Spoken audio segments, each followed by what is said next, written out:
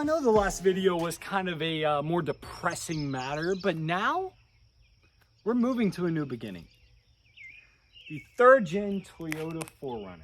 This particular one is a 1999 Toyota 4Runner, 160,000 miles. Where did I get it? Why did I get it? And, well, how has it been holding up so far? Well, in this video, that's what we're going to be discussing. Let's break it down. So I know, no doubt, some of y'all are going to be missing the Z, but it's time for me to move into a new step of my life, which here we're going to begin with a 99 4Runner. Now, I'm going to show you first off a few things you need to look for just in case if you're looking to buying one of these vehicles. So when you're buying a car, there's really three main categories you have to follow in order to analyze a vehicle to make sure it's good for you. The first one is the mechanical aspect of the vehicle. Is it in good shape mechanically? The second category is interior. Make sure the interior looks somewhat decent, somewhat presentable, of course, according to your price point. And the third one is the rigidity, suspension, and everything else concerning the vehicle that doesn't deal with the interior and the mechanical shape of the vehicle. That also includes the paint job and everything, which here we're going to be discussing. So I'm going to give you 5 major things to look for that involve all 3 of those categories. Now, while these aren't really in any comparative order of like severity, here is one thing that hits pretty much any old Toyota hard, which would be the frame. So make sure the frame is not rotten under the vehicle, which is a huge thing that ends up hitting these things. Also, particularly, you need to check the lower ball joints of these vehicles. These 4Runners in particularly are known for failing ball joints, and once they go, it's a catastrophic mess after it happens. So we're gonna bring you down to the vehicle. We're gonna let you check out the frame. Make sure the frame is not rotten by any sense or manner. And to mine had a bit of surface rust, but nothing penetrating. Now there is a difference between surface rust and penetrating rust. All right, the main difference is surface rust, just clearly you can see there's a bit of rusty spots, and penetrating rust is when you can hit that metal and you hear a crunching noise, or it looks like a scaling rust that you could just swipe off with your fingers. That is penetrating rust. And really, on the severity, if it has penetrating rust, run away from the vehicle. Do not get one of these old Toyotas with a penetrating, rusty frame. That will just cause for a catastrophic failure waiting to happen. Now, while some of y'all may say, didn't Toyota cover these frames? Well, not the 4Runners. The Tacomas were the ones that were covered under the frame warranty. I know that's a shock, but a lot of people don't know that, so I'm just letting you know that so you don't go like, oh, well, I'll go beg to Toyota to give me a new frame. No, they don't cover the 4Runners. Just keep that in mind. All right, the next thing has to do with the interior of the vehicle. First off, you just want to do a simple check around, make sure everything looks nice inside the vehicle. Just quickly analyzing inside, just look around the vehicle, make sure it's in decent shape. Obviously, cracks and stuff, it's a 25-year-old vehicle. It's going to have some cracks here and there that mess up. And of course, make sure you check all the dashboard, make sure it's not cracked. Mine has a simple little crack right here. But again, this is soft touch material. It's not full plastic. But here is a main concerning factor in analyzing the interior. Make sure if your car has a sunroof, make sure it does not leak. Like mine was eventually leaking when I first bought it. The previous owner did not let me know that this vehicle was indeed leaking. Now, if I would have just used my eyes, I could have quickly analyzed that there is moldy spots on the interior from it leaking. So you may be asking, what did I do? Well, here's the thing. My previous days at Nissan dealership, I knew a few good guys to go to for body shop work. But one of them stuck out in particular for me, and that was Gold Standard Auto Body Shop. They have known for being amazing and also performing miracles. So I went to their dealership, not their dealership, but their place of business, and I asked them simply, hey, I have a leaking 99 Toyota 4Runner sunroof.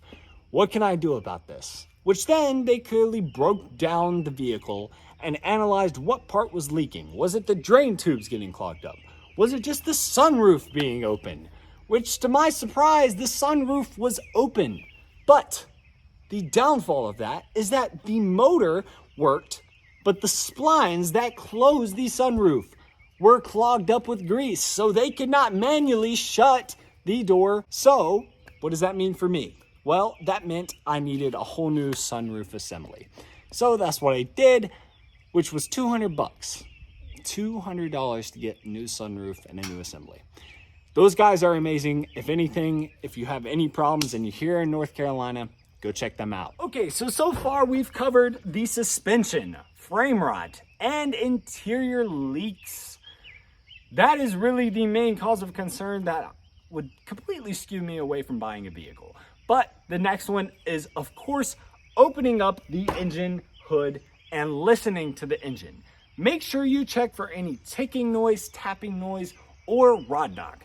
That is an easy thing to hear and you don't even need to worry about it. But do not get fooled. Sometimes these things are just so old that their fuel injectors are just being very loud. So that ticking, you can obviously have a flathead screwdriver, stick it, uses a kind of a doctor's stethoscope, and just skip it or keep it to your ear and listen to it. See if you can hear, point out the injectors, see if it's just the injectors clicking. But that's a pretty simple thing, so let's move on to the next one. So the next thing you want to check is the transmission. Make sure it's not clunking when you go on driving and it just thunks in the back. Make sure it does not do that on your test drive. Check the tires too. Make sure they're not dry rotted like these. These are dry rotted. Do not buy tires that are dry rotted or use that as a negotiation tactic to get them down on the price. Then one last thing you want to check inside the engine is the timing belt.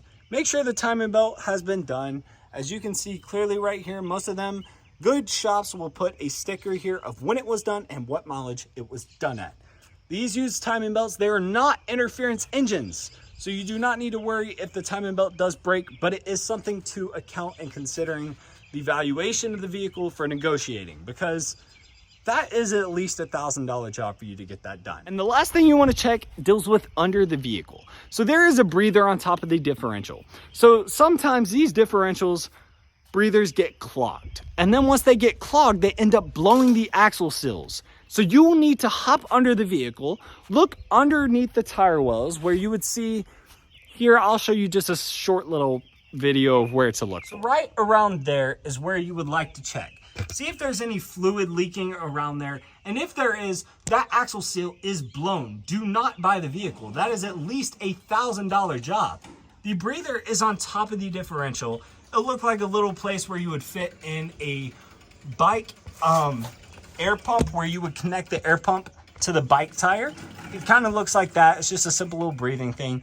If it's clogged, please just address that before it causes a major issue within the differential and blowing those axle seals. Okay, so now since we've discussed those things to look for if you are trying to purchase a 4Runner 3rd gen in particularly, so why did I get this 3rd gen 4Runner?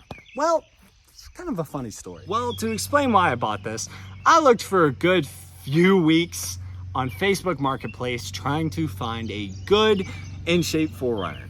I looked at a few of them. Rust accident. And then a few of them had the breather issue under the differential.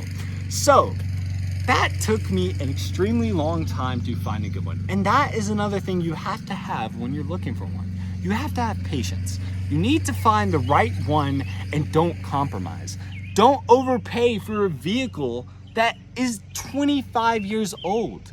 These vehicles, sure, they'll run forever, but don't overpay. It's still a 25-year-old vehicle. I know Toyotas run forever. I know they do. I've seen them myself with over 500,000 miles.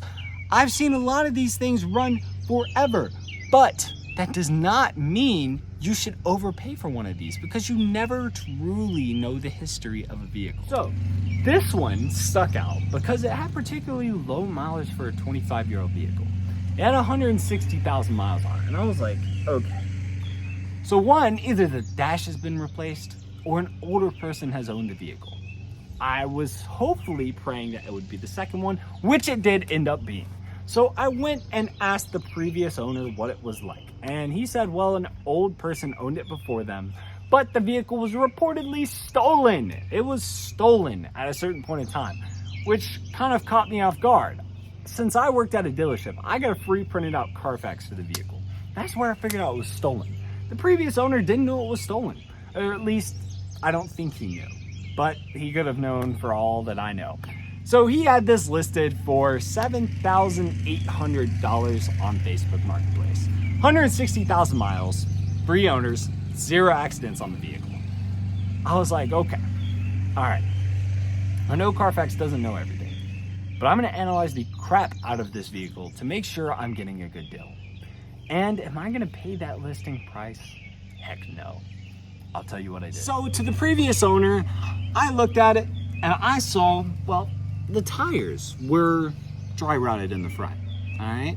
The frame had a bit of surface rust, which I wired, brushed, and cleaned and coated the frame. So that don't really matter after the fact. Like I said, you can always fix it up. But is it worth your time if you aren't mechanically experienced? That's another question, which I will answer in another video. But anyways, so I pointed out every little thing that was wrong with the vehicle.